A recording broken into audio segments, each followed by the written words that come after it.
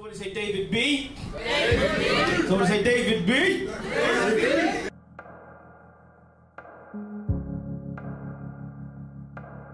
Nice. I've got DavidB.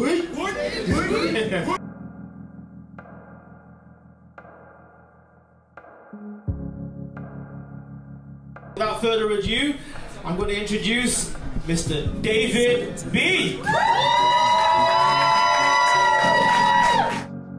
Just when you've had enough, that's when you gotta get back up.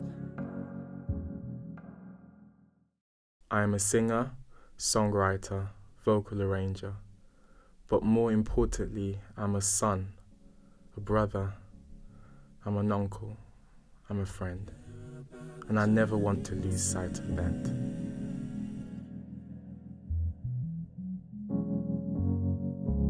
Music is what I love to do, but it's not who I am.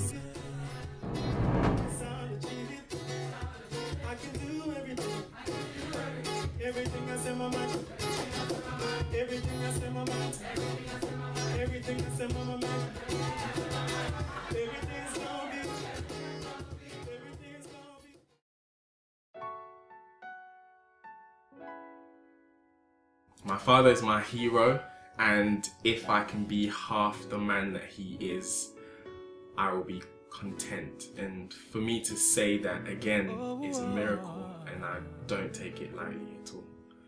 God knows I would not be here if my family didn't pray for me. And one thing that I love about the support that they have for me is not just words, it's not just sympathy or good intention. They are extremely active with it. They support me emotionally. The music industry can take a lot out of an artist, so to have that support base from your family of people that you know love you no matter what is priceless, and I'm just grateful for that. My sin upon his shoulders,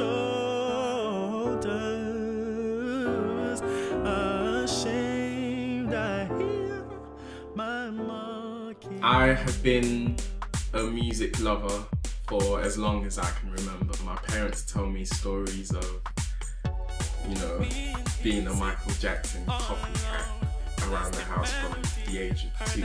And every time they tell those stories, I actually have flashbacks of those moments. I remember my mom telling me off and her saying, "Oh, don't put your hand on your crotch like Michael does. Put it on your tummy." And it's like, oh, okay, yeah.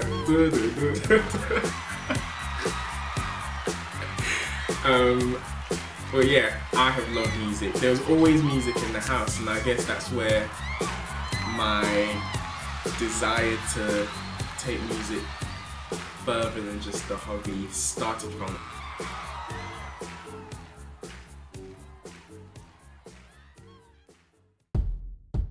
With the respect that I have for my dad, I was subconsciously following in his footsteps.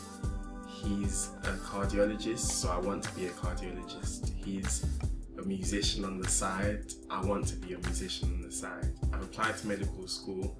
I've got in, which is something that a lot of people, you know, would be envious about, because a lot of people apply to be doctors, apply to get into medical school and don't get in. So for me to just be like, oh, I love music, I'm not gonna go to medical school for no reason, just wasn't something I was about to do.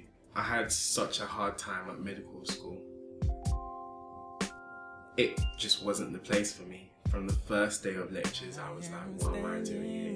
I carried on studying, even though I had these thoughts and I had these feelings in my heart. It was a decision I made and I was sticking to it. I failed my exams and failed my resits, which was alien to me. I had never failed a major exam in my life.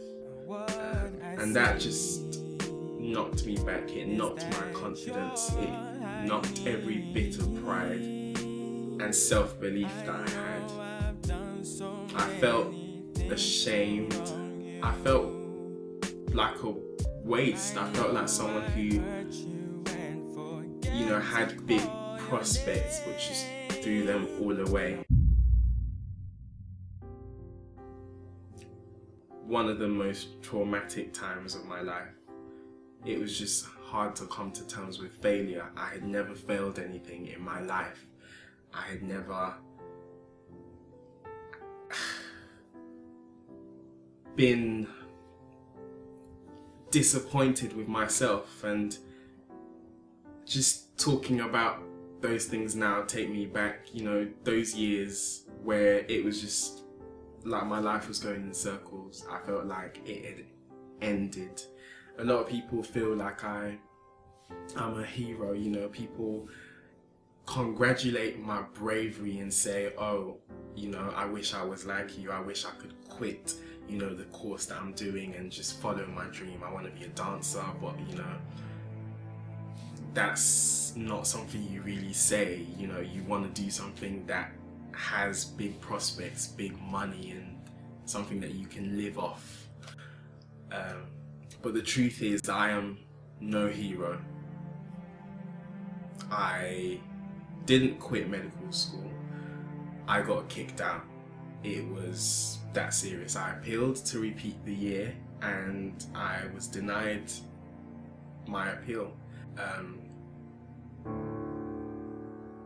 And yeah, one of the most terrible times of my life. I had suicidal thoughts. I wanted to kill myself because I thought I was a nobody. I was just ashamed and just disappointed in myself. And how did I let this happen? How did I let it get to this point? Where do I go from here? What do I do with my life?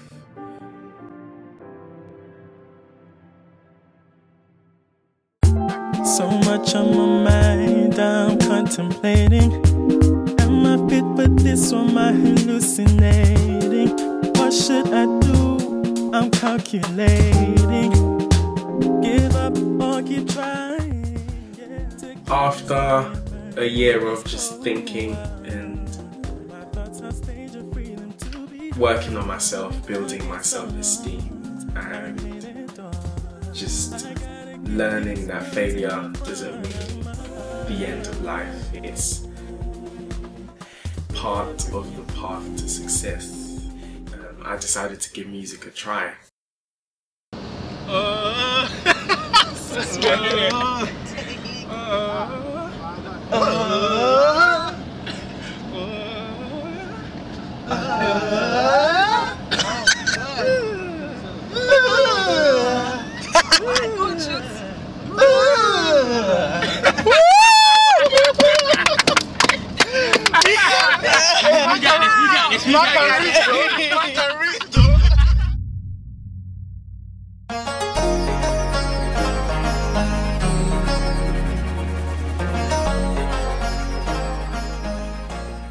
So I studied music industry management at university, and while I was studying I put myself out there. I did a couple of singing talent competitions. There I learned that winning isn't always a big deal. It's my honor and pleasure to present to you David! You win something today and tomorrow you're back to your normal life as if nothing happened.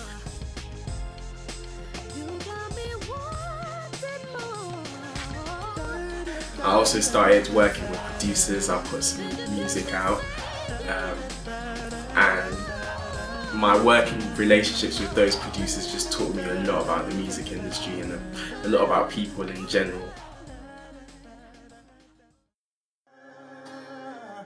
Here I am, knocking at your door. Here I am, knocking at your door. Here I am, knocking at your door. I love music. I hate the business. It's a cold industry. It's a cold world. You just meet people who aren't nice and they're not genuine. A lot of people want to use you and they package it as an opportunity. They package it as exposure platform, and I just learned the hard way, really. The music business is why it's taken me so long to release a body of work that's original music. I was working on a project for a year, and just about when it was getting to the final stages, I had issues with the producers I was working with, and they just held on to the one thing that I believed in, the one thing that made life make sense again, which was music. I had started promoting that Black and White, my album was coming out. I had, arranged a launch concert around the release of this album, and it just fell down the drain. A whole year just wasted. I was devastated again. It brought me back to the moment of feeling like a failure. I nearly just lost my mind all over again. Hit me like a ray of sun, burning through my darkest night. You're the only one that I want, and I'm addicted to your love. It just taught me, your friends sometimes are just enemies in disguise. It's easy to become cold, and the industry has a way of turning people against who they really are. And it's easy to become a monster, which I was slowly becoming because of the experiences that I had, which was something that I had to pay close attention to. But you learn that people change so that you learn to let go. It was so hard though to take such disappointment from someone that I thought was my friend, someone that I thought believed in my music, and just over money, when money's involved, people change. My favourite song was Care About the Journey, the very, very last song.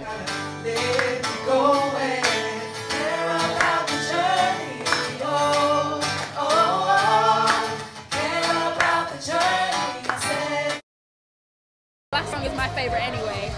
Title track on the album. That was really good. The last song I think is one of my favourite songs. I think the last song really got everyone going. Care about the journey. Care about the journey. Care about the journey. What was it called? Journey. Care about the journey. Care about the journey. Coming out of the darkest times of my life is so refreshing, and I'm truly grateful that I'm able to believe again. My past is my springboard. I refuse to let it be my quicksand.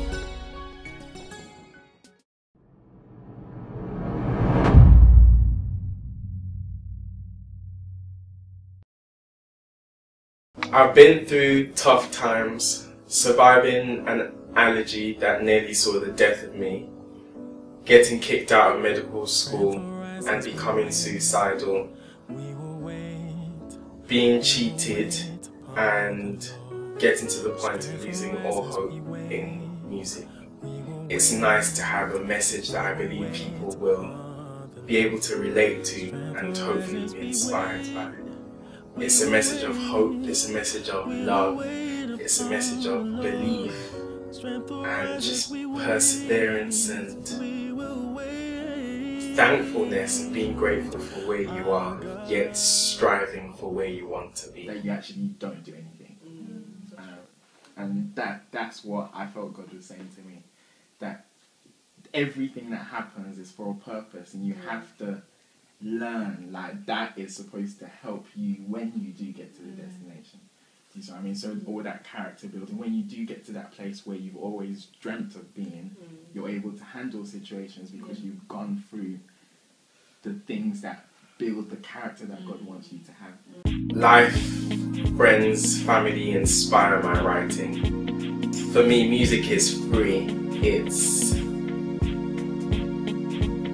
has no rules, has no boundaries, has no limits. I write freely. I think with my heart, and my music has to inspire me. For me, music is a gift that I believe I've been given, and it's become a responsibility, something that I feel I have to cherish, appreciate, and give all I have, and just give it my best and use it to its fullest potential. Okay, so we've got to another interactive part.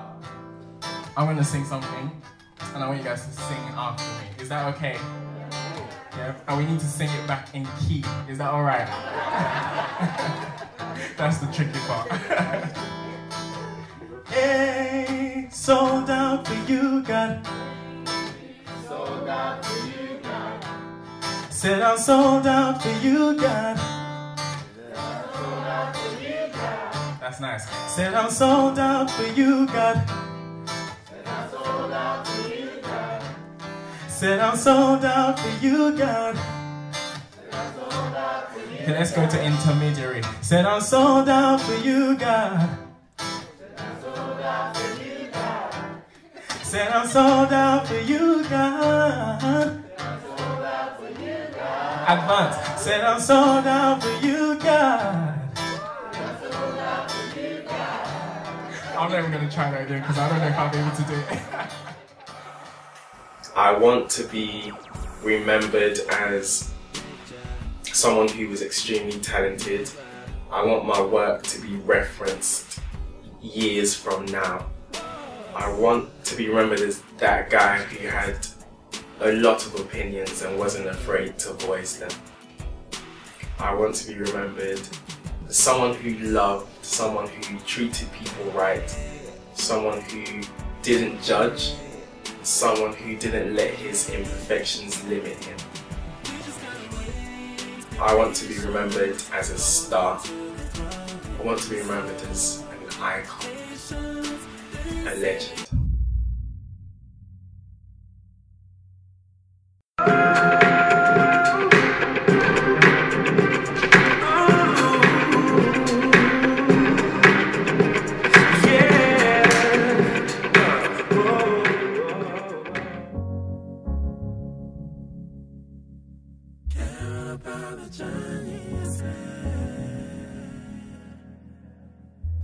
Live your dreams and care about the journey in the process. That's the message of the EP.